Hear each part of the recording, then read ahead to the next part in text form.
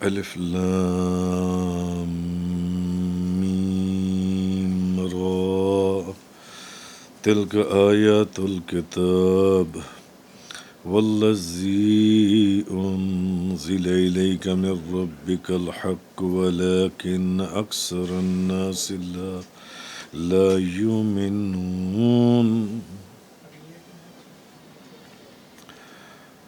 سورہ یوسف کے بعد آج سورۃ الرعد کا آغاز ہے۔ رعد بادل کی آواز کو کہتے ہیں،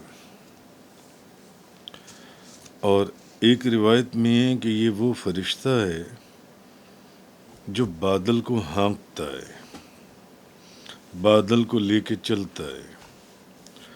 اور ترمذی شریف کی ایک روایت میں حضرت ابن عباس رضی اللہ تعالیٰ عنہما بیان کرتی ہیں کہ نبی پاک صلی اللہ علیہ وسلم کے پاس یہودی آئے اور کہنے لگے کہ یا ابو القاسم، ہمیں بتائیے کہ رعد کیا چیز ہے۔ یہودی آ کر حضور سے پوچھنے لگے رعد کیا ہے؟ آپ نے فرمایا وہ فرشتوں میں سے ایک فرشتہ ہے جو بادل کے ساتھ مقرر ہے، یعنی اس کی ڈیوٹی بادلوں کے اوپر ہے، اور اس کے پاس آگ کے بنے ہوئے کوڑے ہیں جن سے وہ جہاں اللہ چاہتا ہے بادلوں کو ہنکاتا ہے، بادلوں کو لے کے چلتا ہے۔ تو اب ان یہودیوں نے پوچھا اور یہ آواز کیسی ہے؟ جب بادل چلتے ہیں، گرجتے ہیں، آواز آتی ہے جس کو ہم سنتے ہیں۔ آپ نے فرمایا، یعنی انہوں نے پوچھا یہ آواز کیسی ہے جس کو ہم سنتے ہیں؟ آپ نے فرمایا یہ بادلوں کو ڈانٹنا اور جھڑکنا ہے۔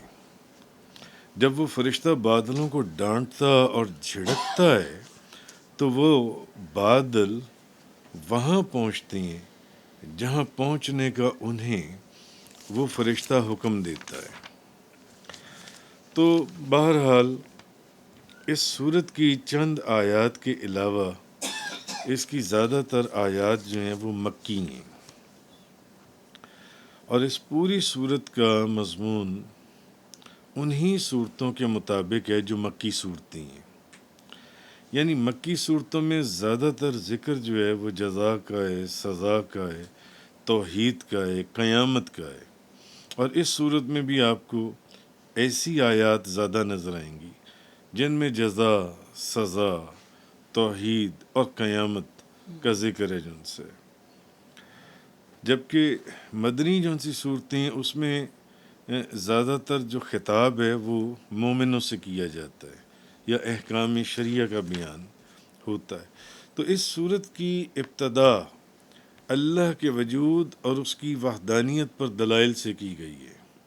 آسمانوں اور زمینوں اور سورج اور چاند، رات اور دن، پہاڑ، کھیت، باغات، دریا، خوشبو، ذائقوں، ان چیزوں سے اللہ تعالیٰ نے ایسے دلائل بیان کیے ہیں یا سمجھایا ہے کہ اسی نے تمام مخلوق کو پیدا کی ہے، اللہ ہی نے تمام مخلوق کو پیدا کی ہے، اور جب پیدا اس نے کیا ہے تو پھر فنا بھی وہی کرے گا، اور پھر جب فنا کرے گا تو پھر اس کے بعد دوبارہ زندہ بھی وہی کرے گا، اور وہی ضرر اور نفع پہنچانے پر قادر ہے، اور ان تمام چیزوں میں وہ ایک اللہ وحدہ لا شریک کی ذات ہے، اس کا کوئی شریک نہیں ہے۔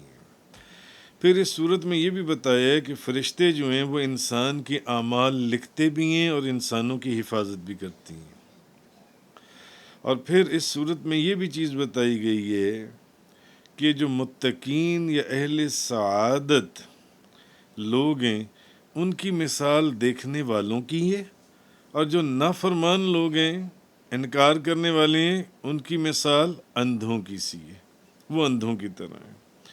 اور پھر جو فرما بردار ہیں ان کے لیے دائمی جنتوں کی بشارت ہے، اور جو منکر ہیں یا نافرمان ہیں ان کے لیے دائمی دوزخ کے عذاب کا فرمایا گیا ہے۔ دوسرا یہ اس صورت میں بتایا گیا ہے کہ ہر دور میں نبیوں کے جو منکر ہیں وہ ہمیشہ ناکام رہتے ہیں، جیسے پچھلی ساری صورت میں سورہ یوسف کے اندر ہی آپ نے دیکھا ہے، اور انبیاء علیہم السلام ان کے ماننے والوں کو ہی کامیابی اور برکتیں اور عظمتیں حاصل ہوتی ہیں۔ تو اللہ تعالیٰ نے لوگوں کو اپنی دی ہوئی پھر نعمتیں اس صورت کے اندر یاد دلائی ہیں، اور پھر یہ بھی چیز بتائی ہے اس صورت کے اندر کہ وہی تمام مخلوق کی عبادت کا مستحق ہے، اس کے علاوہ کوئی نہیں۔ باقی جتنے خدا دنیا نے لوگوں نے بنائے ہوئے ہیں وہ سب جھوٹ اور باطل ہیں۔ اللہ تعالیٰ ہر چھپی ہوئی چیز کو ظاہر، بھلے وہ چیز چھپی ہے بھلے وہ ظاہر ہے، مگر وہ اس کو جانتا ہے۔ لیکن وہ جو دوسرے معبود ہیں جن کو لوگوں نے معبود بنایا وہ کچھ نہیں جانتے، وہ سب جھوٹ ہے، نہ وہ کسی کو کوئی نعمت دینے پر قادر ہیں۔ پھر اس صورت کے اندر قیامت سے ڈرایا گیا اور یہ بتایا گیا کہ یہ دنیا ہمیشہ رہنے والی جگہ نہیں ہے، یہاں سے چلے جانا ہے، ان قریب ہر شخص نے یہاں سے چلے جانا ہے۔ بہرحال یہ ایک مختصر تعارف تھا جو میں نے صورت کا کروایا ہے۔ تفصیلی تعارف جیسے آپ نے سورہ یوسف کو پڑھا یا سنا وہ آیت بآیت انشاءاللہ آگے آتا چلا جائے گا۔ تو آج ہم اس کی پہلی آیت سے اس کا آغاز کر رہے ہیں۔ الف لام میم را، الف لام میم را، تلک آیات الکتاب، یہ اس کتاب قرآن کی آیتیں ہیں۔ والذی انزل الیک من ربک الحق ولکن اکثر الناس لا یؤمنون، جو آپ کے رب کی طرف سے آپ پر نازل کیا گیا، یہ اس قرآن کی آیتیں ہیں، وہ برحق ہے لیکن اکثر لوگ ایمان نہیں لاتے۔ اب الف لام میم را یہ تو حروف مقطعات ہیں، اور حروف مقطعات کا بڑی تفصیل سے ذکر مختلف لیکچرز کے اندر سورۃ البقرہ کی تفسیر میں گزر چکا ہے، وہ آپ وہاں سے نکال کے دیکھ سکتے ہیں۔ تو مشرکین یہ کہتے تھے کہ یہ جو قرآن ہے یہ محمد صلی اللہ علیہ وسلم آپ نے اپنے پاس سے گھڑ لیا ہے۔ تو اللہ تعالیٰ نے اس کا رد فرمایا یہ اس کتاب کی آیتیں ہیں اور جو آپ کی رب کی طرف سے آپ پر نازل کیا گیا، اللہ نے دلیل، اللہ نے شہادت، اللہ نے فیصلہ فرما دی۔ فرمایا یہ مشرکین کہتے تھے کہ یہ قرآن آپ نے گھڑا ہے، اور اس کے اوپر بھی بڑا تفصیلی کئی لیکچرز گزر چکے کہ یہ قرآن جو ہے وہ حضور کو تانے دیتے تھے کہ حضور نے خود گھڑ لیا ہے۔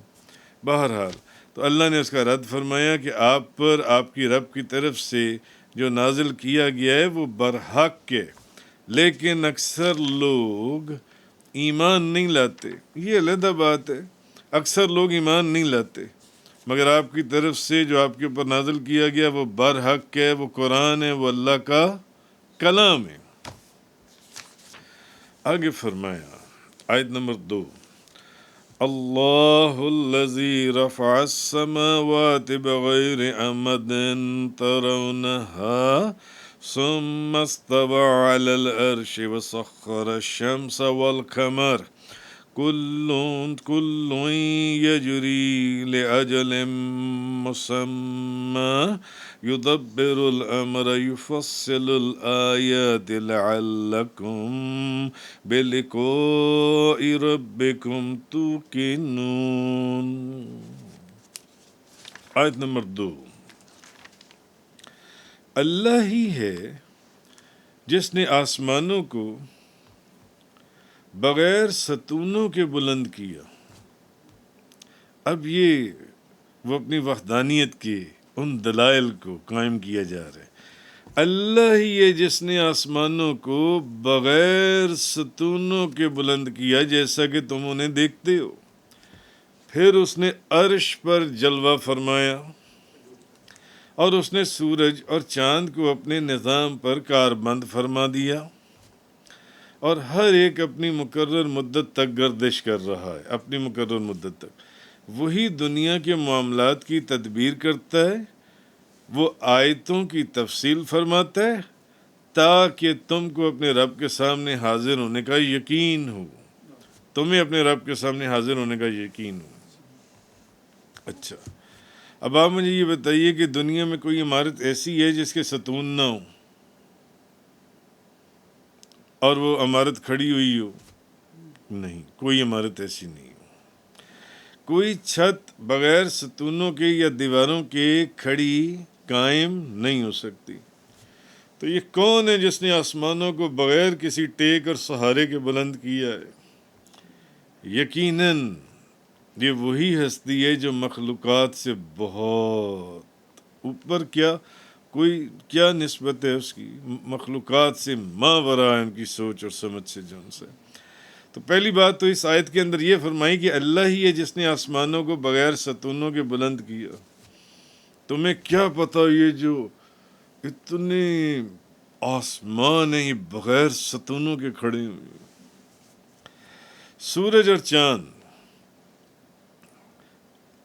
تو سورج اور چاند. اچھا، پھر اس نے عرش پر جلوہ فرمایا. اس کی میں آپ سے عرض کرتا ہوں. اچھا، اور آگے فرمایا اس نے سورج اور چاند کو اپنے نظام پر کار بند فرمایا.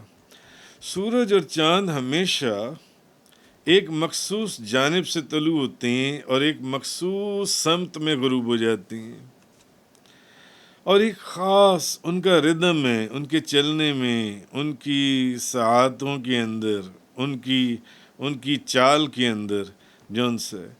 تو سوچنے کے لیے ایک دعوت دی جا رہی ہے کہ وہ کون ہے جس نے اس مخصوص نظام کے تحت اس گردش کو ایک سائیکل کے اندر بند کیا ہوا ہے. اور وہ کون ہے جس نے ان کو اس مخصوص جانب سے کہ اس طرف سے نکلنے اور اس طرف کو غروب ہو جانا ہے، اس نے پابند کیا ہوا ہے کہ ادھر سے نکلنا ہے اور ادھر سے مشرق سے نکلنا ہے تو مغرب پر غروب ہو جانا ہے. جیسے جو بھی اس نے ترتیب رکھی ہوئی ہے. تو اگر اللہ کے سوا کوئی اور خدا ہے، اور اس کے اوپر بھی پہلے گفتگو ہو چکی ہے کہ اگر اللہ کے سوا کوئی اور خدا ہے تو پھر لازماً یہ مسئلہ کھڑا ہوتا کہ ایک خدا تو یہ کہتا کہ سورج مشرق سے نکلے گا، دوسرا کہتا مغرب سے نکلے گا. ایک کہتا میں نے دن کو سونے کے لیے بنایا، دوسرا کہتا میں نے رات کو سونے کے لیے بنایا. تو پھر عمل کس کے اوپر کرتے؟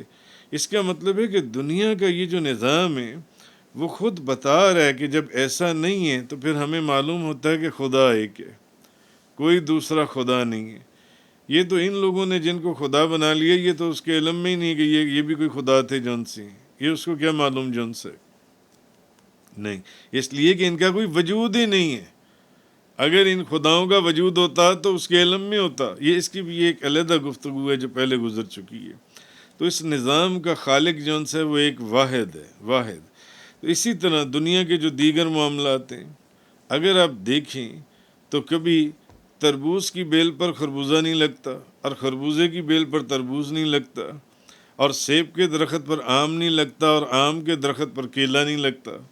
یہ ایک نظام ہے. پھر پیدائش کا نظام ہے، وہ انسانوں کے اندر ہے یا حیوانات کے اندر ہے. پھر فصلوں اور باغوں کے لیے جو بارش کا انتظام کیا گیا ہے.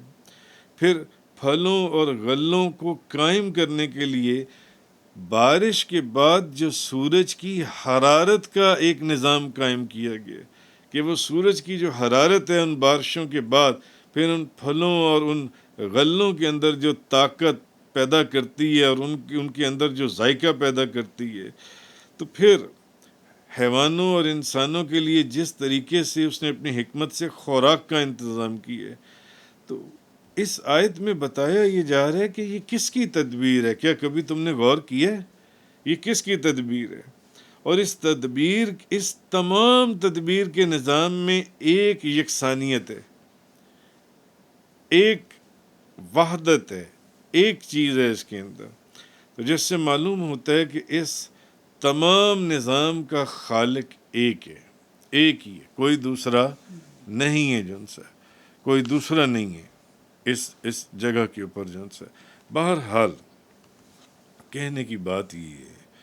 اس کے بعد اچھا اس کے اندر فرمایا کہ اللہ ہی ہے جس نے آسمانوں کو بغیر ستونوں کے بلند کیا جیسا کہ تم انہیں دیکھتے ہو، پھر اس نے عرش پر جلوہ فرمایا اور اس نے سورج اور چاند کو اپنے نظام پر کاربند فرما دیا، ہر ایک اپنی مقرر مدت تک گردش کر رہا ہے، وہی دنیا کے معاملات کی تدبیر کرتا ہے، وہ آیتوں کی تفصیل فرماتا ہے تاکہ تم کو اپنے رب کے سامنے حاضر ہونے کا یقین ہو جائے کہ ہم نے کسی ایک اللہ وحدہ لا شریک کے سامنے ایک دن پیش ہونا ہے، ایک دن پیش ہونا ہے۔ تو اب یہ جو اس آیت کے اندر ہے ثم استوى علی العرش،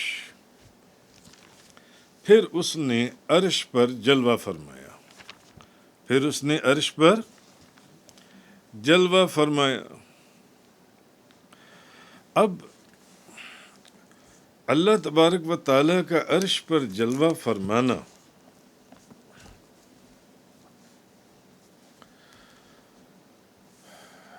امام مالک رضی اللہ تعالی عنہ، آپ کے پاس ایک بندہ آیا اور اس نے آ کر ایک سوال کیا۔ اس نے کہا اللہ عرش پر کس طرح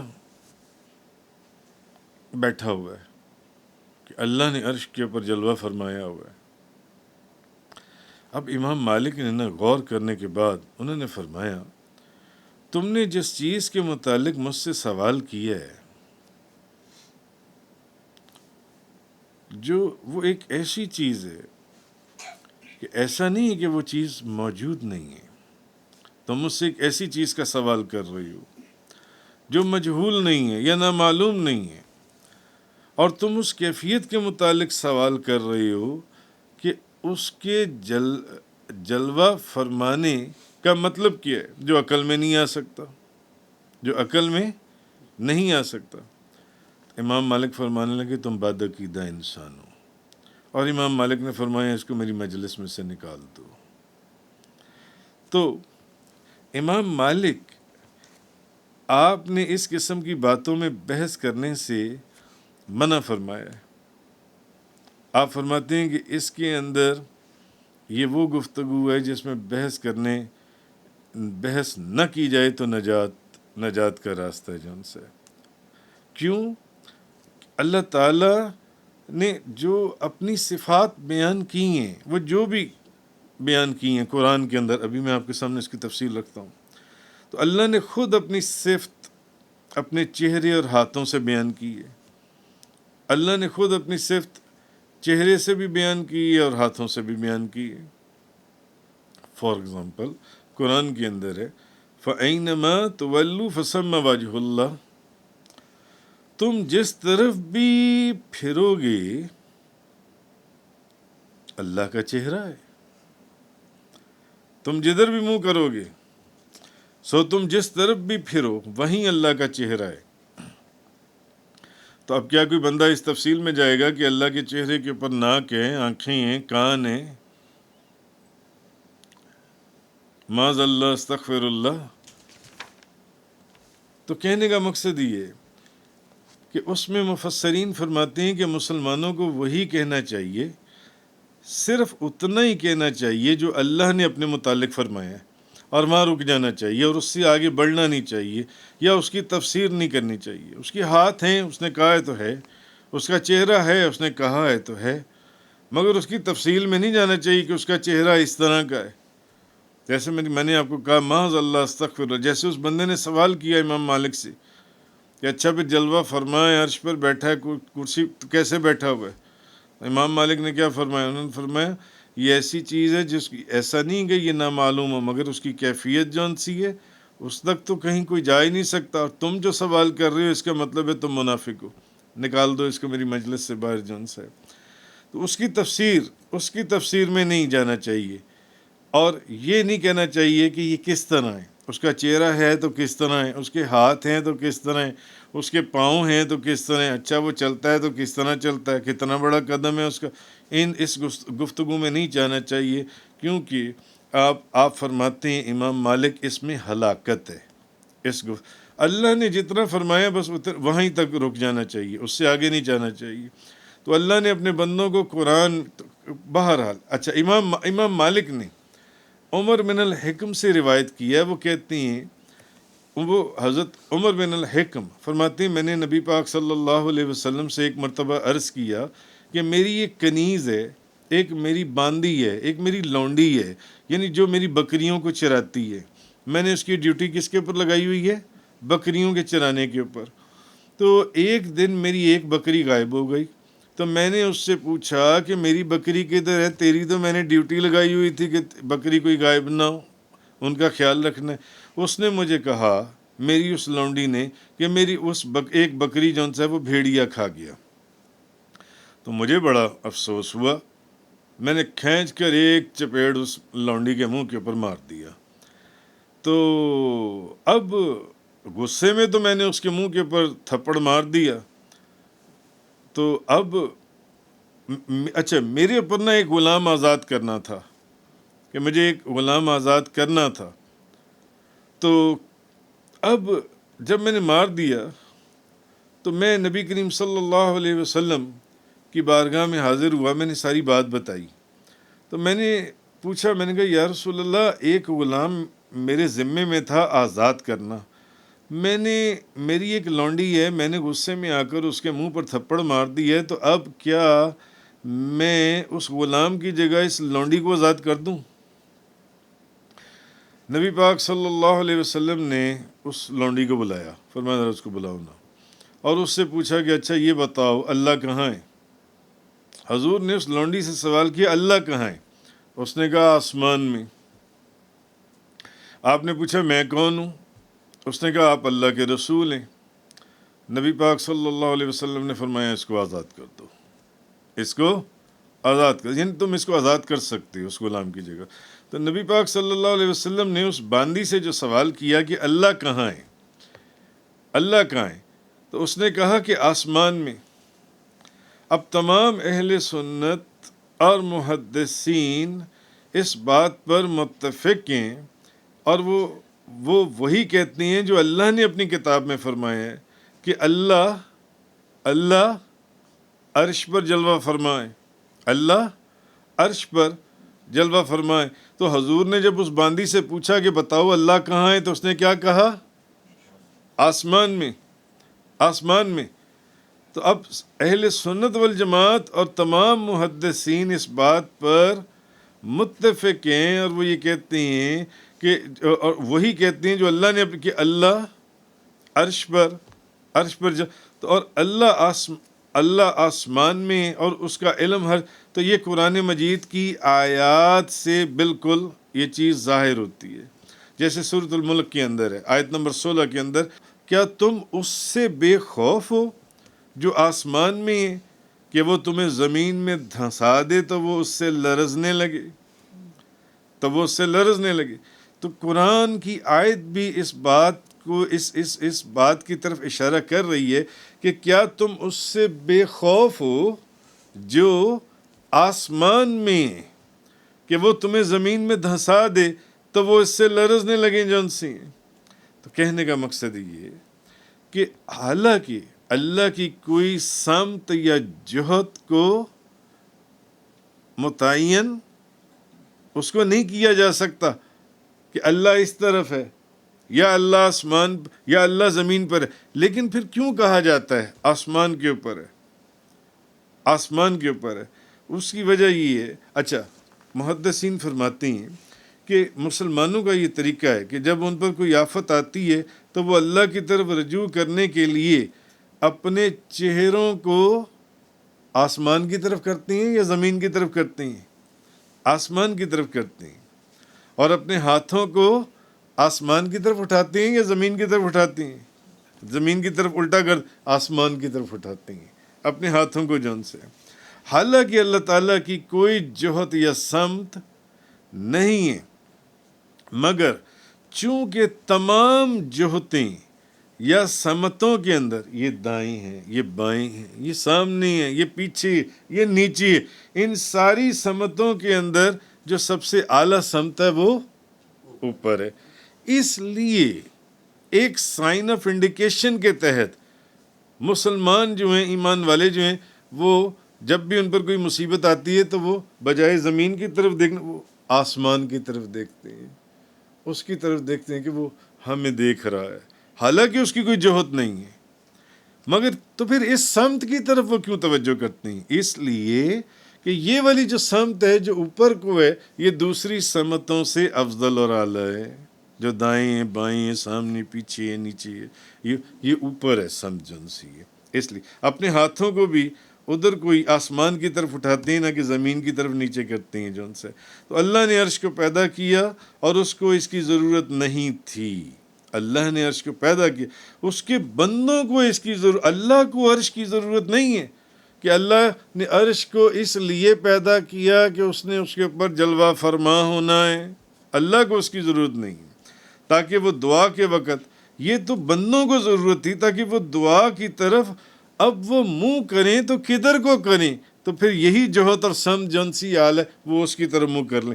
جیسے کہ اس کی ایک اور مثال جس سے آپ آسانی سے یہ بات سمجھ جائیں گے کہ اس نے کو کعبے کو پیدا کیا تاکہ لوگ عبادت کے وقت سجدے کے لیے کعبے کی طرف منہ کریں، کعبے کی طرف، حالانکہ کعبۃ اللہ جو ہے وہ اللہ کا حقیقت میں گھر ہے، نہ اس کو اس کی ضرورت ہے۔ بیت اللہ اللہ کا گھر ہے، تو کیا اللہ تعالیٰ اس کے اندر ہے؟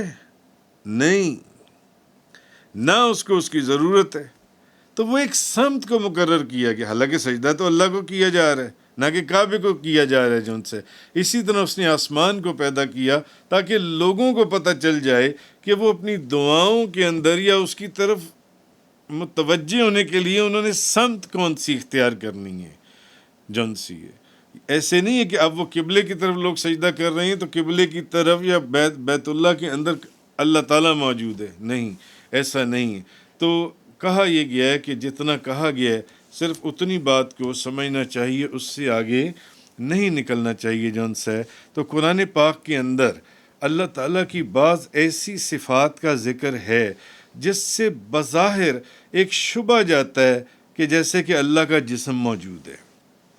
قرآن کے اندر ایسی آیات، اللہ کی بعض ایسی صفات کا ذکر ہے قرآن کے اندر اور احادیث کے اندر بھی، جیسے کہ اللہ تعالیٰ عرش کے اوپر جلوہ فرما ہے جون سا ہے، اچھا اس کی آنکھوں کا ذکر ہے، اس کے چہرے کا ذکر ہے، اس کے ہاتھوں کا ذکر ہے، اس کے رحم کرنے، غضب فرمانے، اس کے آنے، اس کے سننے، اس کے دیکھنے۔ اب سننا کانوں سے ہوتا ہے، دیکھنا آنکھوں سے ہوتا ہے۔ بظاہر ایسی صفات کا ذکر ہے جس سے کہ اس کے جسم کے ہونے کے اوپر انسان کا شبہ جاتا ہے جون سے، اس کے کلام کرنے، اس کے خفیہ تدبیر کرنے، اس کے محبت کرنے، اس کے ناپسند کرنے، کس سے وہ نفرت کرتا ہے، کس سے وہ محبت کرتا ہے۔ تو اب کس چیز سے کیا انسان اس کو اپنے اوپر ایک اگزامپل کے طور پر سمجھنے کے لیے لائے گا کہ جس طرح انسان کانوں سے سنتا ہے، ان آنکھوں سے دیکھتا ہے، کیا اس کی اس طرح کی آنکھیں ہیں یا اس طرح کے اس کے کان ہیں؟ نہیں، ایسا نہیں ہے قطعاً۔ پھر حدیثوں کے اندر اللہ کے خوش ہونے کا ذکر ہے، اس کے قدموں کا ذکر ہے، عرش کے اوپر ہونے کا ذکر ہے، آسمان میں ہونے کا ذکر ہے، آسمان سے نازل ہونے کا ذکر ہے حدیثوں کے اندر۔ پھر حدیث کے اندر یہ بھی آیا کہ اللہ تعالیٰ دوڑتا بھی ہے، تو پھر کیسے دوڑتا ہے اللہ تعالیٰ جن سے؟ تو یہ تمام صفات جون سی ہیں، اب اگر دیکھا جائے تو یہ تو مخلوق کے اندر ہیں، یہ تو مخلوق کی صفات ہیں، اور ہم کو ان کے معنی معلوم ہے کہ یہ صفات ہیں کیا جون سی ہیں۔ اچھا، اور اللہ تعالیٰ میں بھی یہ صفات ہیں، لیکن اصل جو بات ہے وہ یہ ہے کہ ہمیں یہ ہمیں یہ نہیں پتہ کہ اللہ میں یہ صفات کس معنی میں ہیں، کس اعتبار سے ہیں، کس کیفیت کے اندر۔ ہاں، اس میں یہ صفات ہیں، مگر اس کے شایان شان ہیں، وہ وہی جانتا ہے کہ وہ بولتا ہے، وہ سنتا ہے، وہ دیکھتا ہے، مگر ہمیں بولنے کے لیے زبان چاہیے۔ اگر زبان نہ ہو تو آپ بول سکتے ہیں، اگر کان نہ ہو تو آپ سن سکتے ہیں، آنکھیں نہ ہو تو کیا آپ دیکھ سکتے ہیں؟ نہیں دیکھ سکتے۔ تو اس کا بولنا، کیا اس کے بولنے کے لیے کوئی زبان ہے؟ اس کے سننے کے لیے کوئی دو کان ہیں؟ اس کے دیکھنے کے لیے کوئی دو آنکھیں ہیں؟ نہیں، اس کے دیکھنے کی، اس کے نہ دیکھنے کی مثل ہے، نہ اس کے سننے کی مثل ہے، اور نہ اس کے بولنے کی مثل ہے جو ان سے۔ تو یہ ہمیں نہیں معلوم کہ جس طرح ہمیں اللہ کی ذات کی حقیقت کا علم نہیں ہے، اسی طرح ہمیں اس کی صفات کی حقیقت کا بھی علم نہیں ہے۔ ہاں، وہ صفات قرآن اور حدیث کے اندر آئیں گے جس سے ایک جسم کا شبہ ہوتا ہے کہ شاید اس کا جسم ہو، نہیں کہ اس کی آنکھیں ہیں، اس کا چہرہ ہے، اس کا ہاتھ ہے، لیکن وہ مخلوق کی مثل نہیں ہے، کہ وہ مخلوق کی مثل نہیں جون سے۔ اور اگر یہ اعتراض کیا جائے، مفسرین فرماتے ہیں، اگر یہ اعتراض کیا جائے کہ پھر تو یہ بھی کہا جا سکتا ہے کہ اللہ کا جسم ہے لیکن اس کا جسم مخلوق کی مثل نہیں ہے۔ ہم کہہ تو رہے ہیں کہ اللہ کا جسم، مگر وہ مخلوق سے اس کی مثال، تو پھر اس کا مطلب ہے اس کا جسم ہے مگر مخلوق کی طرح اس کی کوئی مثال نہیں ہے، جون سی اس کی مثال نہیں دی جا سکتی۔ تو قرآن مجید اور احادیث میں اس کے لیے جسم کا لفظ وارد نہیں ہوا، نہ قرآن کے اندر نہ حدیث کے اندر۔ ہاں، شبہ جاتا ہے کہ وہ دیکھتا ہے، وہ سنتا ہے، وہ بولتا ہے، وہ چلتا ہے، وہ دوڑتا ہے، جیسے حدیث میں کہ جو بندہ اس کی طرف 1 قدم چلتا ہے وہ 10 قدم چلتا ہے، جو چل کر جاتا ہے وہ دوڑ کر آتا ہے، وہ دوڑ کر آتا ہے۔ ان چیزوں سے ایک شبہ جاتا ہے کہ جیسے اس کا جسم ہے جو ان سے۔ تو یہ چیزیں اللہ تعالیٰ کے لیے انہی صفات کو مانتے ہیں جن کا ذکر قرآن مجید میں ہے یا احادیث میں ہے، بس اس کے علاوہ اور کچھ نہیں ہے، اور اس کو بلا تمثیل اور بلا کیف مانا جاتا ہے۔ اس کی کوئی کیفیت، اس کی کوئی بیان نہیں کی جا سکتی، کوئی مثال دی نہیں جا سکتی، یعنی اس کی یہ جو صفات ہیں یہ مخلوق کی صفات کا کوئی اس کے ساتھ نسبت ہی نہیں دی جا سکتی، اور نہ ہم کو ان کی کوئی کیفیت معلوم ہے۔ مثلا اس کی آنکھیں ہیں لیکن وہ مخلوق کی آنکھوں کی طرح مثل نہیں ہیں، اور ان کی کیا کیفیت ہے، وہ کس طرح کی ہیں، یہ کسی کو معلوم نہیں، یہ نہیں معلوم مخلوق کو۔ اس کی ایسی آنکھیں ہیں جو اس کے شان ہیں۔ تو صرف جتنا اللہ کی صفات کے متعلق ذکر کیا گیا، ائمہ اور مفسرین و محدثین نے یہ فرمایا کہ اس کو صرف وہیں تک رکھنا چاہیے، اس کی اپنے الفاظ میں انٹرپریٹیشن نہیں کرنی، اگر کہیں گے تو ہلاکت ہوگی جن سے۔ یہ تفسیر قرآن کا یہ لیکچر انگلش میں سننے کے لیے براہ کرم ڈسکرپشن میں موجود لنک پر کلک کریں۔